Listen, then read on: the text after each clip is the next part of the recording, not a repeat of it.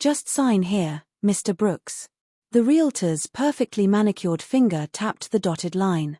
My brother Marcus didn't hesitate. He picked up the silver pen, flashed that confident smile I'd seen him use 1,000 times, and scrawled his signature across the page. The couple sitting across from him beamed. The woman clutched her husband's hand. Someone said congratulations. I stood there in the corner of that sterile conference room, my hands gripping the back of a leather chair so hard my knuckles turned white. My stomach twisted into a knot that felt like it might never come undone. This couldn't be happening. But it was. I forced myself to look at the papers spread across the polished mahogany table. My eyes locked onto the address printed at the top. 847, Maple Ridge Drive. Our house. The house where Mom taught me to bake chocolate chip cookies every Sunday. The house where Dad built that crooked treehouse in the backyard. The house where Mom took her last breath 18 months ago, holding both our hands. That house. My childhood. My memories. My inheritance. Being sold to strangers like it meant nothing. Like I meant nothing. The room started spinning. I gripped the chair harder. Nobody was looking at me. The buyers were too busy discussing move-in dates and renovations. The realtor was calculating her commission with barely concealed excitement. Marcus was shaking hands, playing the role of gracious seller. I might as well have been invisible. A ghost haunting my own family's transaction. My throat felt tight. I wanted to scream, to flip that table, to demand they all stop. But I just stood there, frozen, watching my brother erase our past with a flourish of expensive ink. The betrayal felt like a physical weight crushing my chest. The worst part was realizing this wasn't some mistake. Marcus hadn't forgotten to tell me. He hadn't gotten confused about the property rights. This was calculated. Deliberate. Planned. He'd scheduled this closing on a Tuesday afternoon when he knew I'd be in town for work.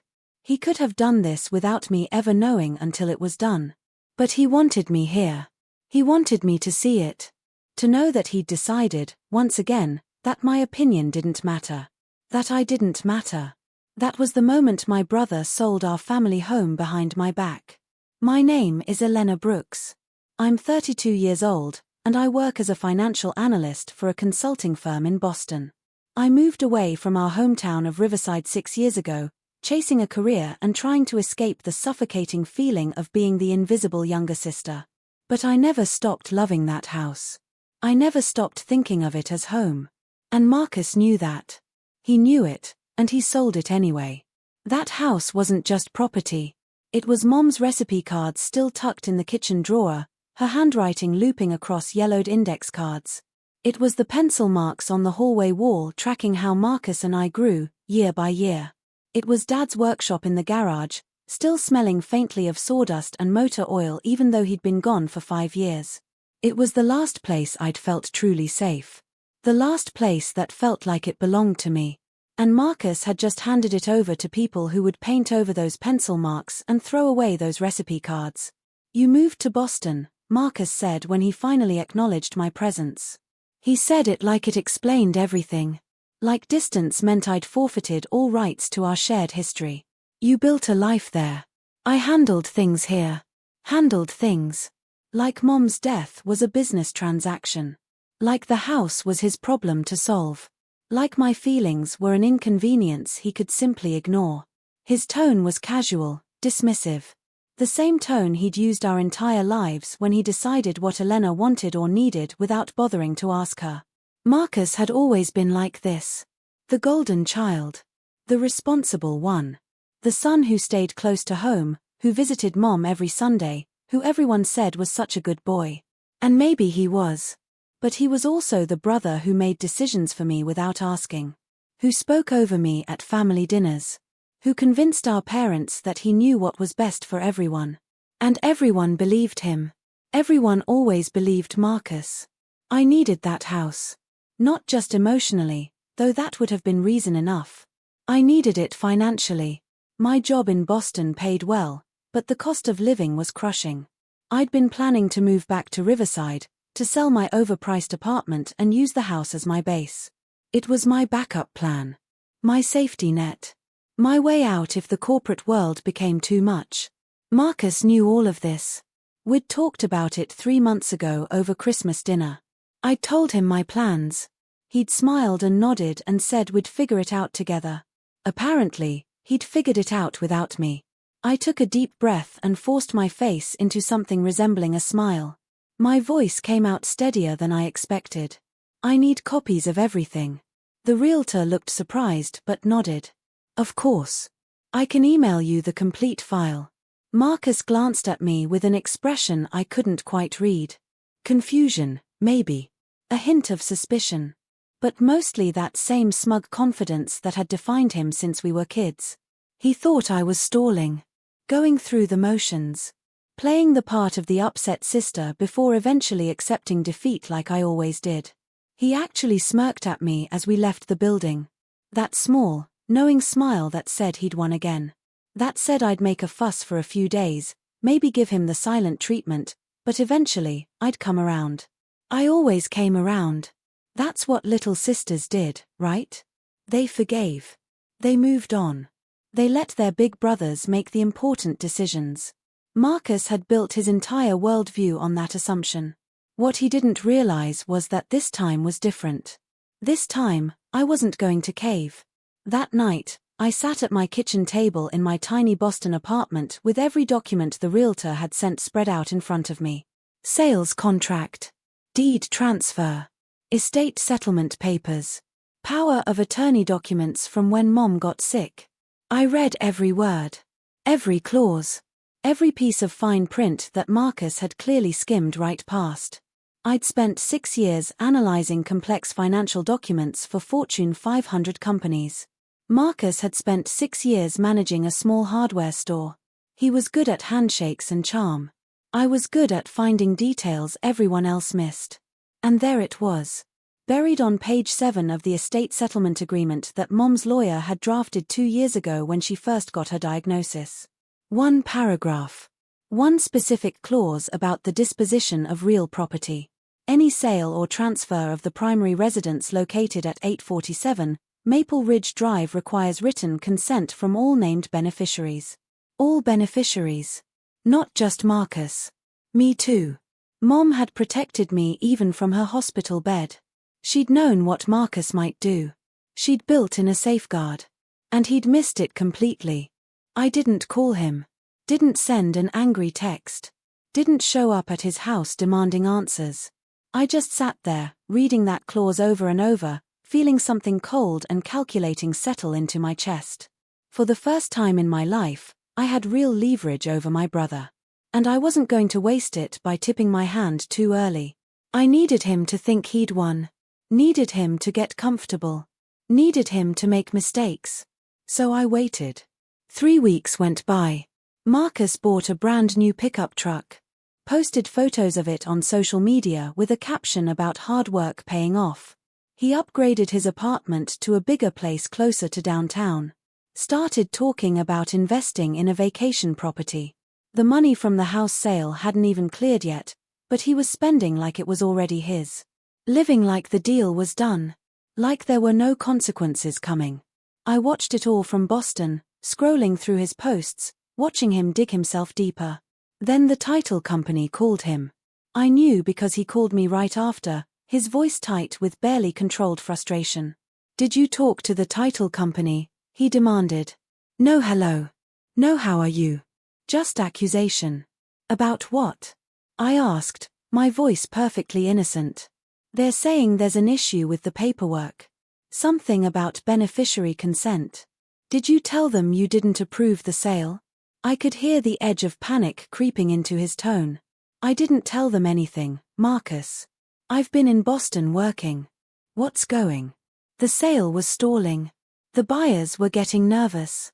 The title company had flagged the estate documents during their final review. They'd found the same clause I'd found. Now they were demanding proof of my written consent before they'd release the funds. Marcus tried to bulldoze through it. Called the title company twice a day. Threatened to find a new one. Blamed the realtor for sloppy work. Blamed Mom's lawyer for unclear language. Blamed everyone except himself. But the law was clear. And without my signature, the sale couldn't close. He tried the charm offensive next. Showed up at my apartment unannounced on a Saturday morning with coffee and bagels. "Elena, we need to talk about this house thing." I let him in. Let him sit at my kitchen table. Let him lay out his version of events where he was the victim of bureaucratic red tape. "It's just a formality," he insisted. "You know I'd never cut you out. We can split the money 50-50. Just sign the consent form and we can put this behind us." His smile was warm. Brotherly. Completely fake. I suggested mediation instead. "If we're going to make this official, let's do it right. With a mediator. With everything documented properly." I watched the confusion flicker across his face. He'd expected easy agreement or outright refusal. Not this. Not a professional, measured response. But he agreed. What choice did he have? We scheduled it for the following Tuesday. I arrived 15 minutes early with my own lawyer. Marcus showed up alone, still confident this was just a formality. Still certain he'd win. The mediator was a woman named Patricia Hollis. Mid-50s, sharp eyes, no patience for nonsense. She read through the estate documents with the careful attention they deserved. Then she looked up at Marcus. "Mr. Brooks, were you aware that this clause requires written consent from both beneficiaries before any sale?" Marcus shifted in his seat. "It's just legal language. A technicality." Patricia's expression didn't change. "It's a binding legal requirement. And you don't have it." The room went very quiet. The sale was invalid. The buyers could sue for breach of contract. The money Marcus had already spent, he'd have to return. The title company was freezing all funds pending resolution. The penalties for the delayed closing were stacking up by the day. I watched Marcus's face as Patricia explained each consequence. Watched the color drain from his cheeks. Watched his hands grip the edge of the table. Watched his world implode in real time. And I felt nothing. No satisfaction. No guilt. Just cold, empty clarity. He didn't yell. Didn't storm out. Didn't even try to argue. He just sat there, staring at the paperwork like it had personally betrayed him. Like the rules shouldn't apply to him. Like being Marcus Brooks had always been enough to make everything work out. Finally, he looked at me. Really looked at me. Maybe for the first time in years. "Why are you doing this?"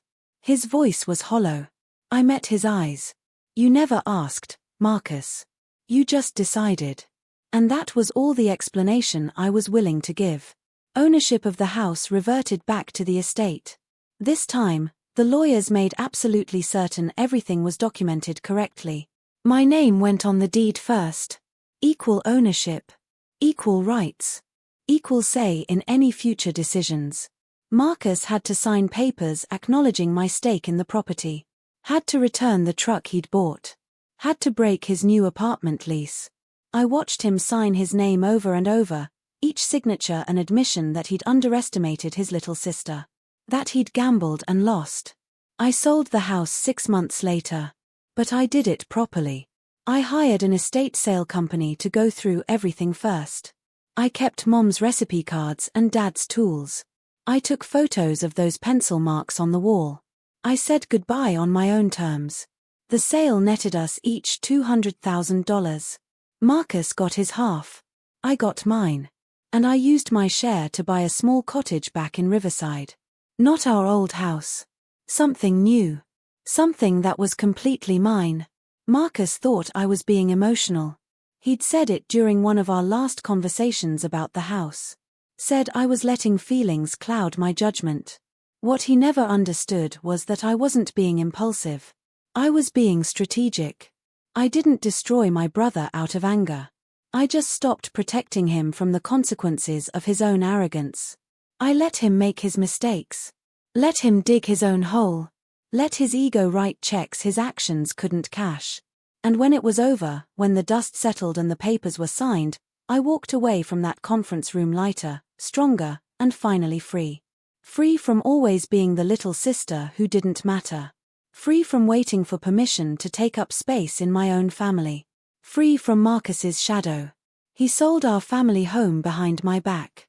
And I made sure he regretted every single dollar. Not through revenge. Through consequences. And that made all the difference.